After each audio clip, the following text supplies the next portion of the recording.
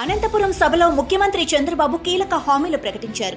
పేదవాడి ఆకలి తీర్చాలన్న లక్ష్యంతోనే రాష్ట్ర వ్యాప్తంగా అన్నా క్యాంటీన్లు ప్రారంభించాం అని ఆయన స్పష్టం చేశారు.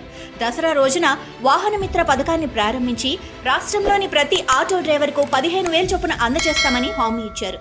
ఈ రోజు మీ అందరికీ హామీ ఇస్తున్నా, దసరా రోజున ఆటో డ్రైవర్లందరికీ వాహన మిత్ర కింద 15,000 రూపాయలు ఆర్థిక సహాయం చేస్తామని అనౌన్స్ చేస్తున్నాను.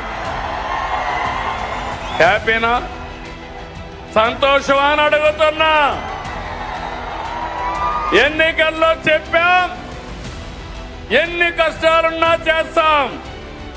వాహన మిత్ర కింద సంవత్సరానికి ఆటో డ్రైవర్లకి 15,000 ఇస్తామని మీ అందరికీ హామీ ఇస్తున్నా. 2024 ఎన్నికల్లో ఇచ్చిన సూపర్ 6 హామీలు కేవలం ఓట్ల రాజకీయాల కోసం కాదని, పేదల జీవితాలు మారాలన్న సంకల్పంతోనే వాటిని అమలు చేస్తున్నామని చంద్రబాబు చెప్పారు. ప్రతి వర్గంతో చర్చించి రూపొందించిన ఈ హామీలు ప్రజల విశ్వాసం అందాయి అని గుర్తు చేశారు. 2024 ఎన్నికల్లో కూటమి చరిత్ర సృష్టించిందని సీఎం వ్యాఖ్యానించారు. 57% ఓటు షేర్తో 164 అసెంబ్లీ, 21 లోక్సభ స్థానాలు గెలవటం ప్రజల తీర్పుకు నిదర్శనమని చెప్పారు. గత వైసీపీ పాలన అప్పులు, అవినీతి, అశాంతి మిగిల్చిందని విమర్శించారు. ప్రజల కోసం అమలు చేస్తున్న సంక్షేమ పథకాలను వివరించిన చంద్రబాబు, తల్లికి వందనం ద్వారా ప్రతి కుటుంబంలోని పిల్లలందరికీ 15,000, ఇప్పటి వరకు 67 లక్షల విద్యార్థులకు ఒకేసారి 10,000 కోట్ల సహాయమని చెప్పారు.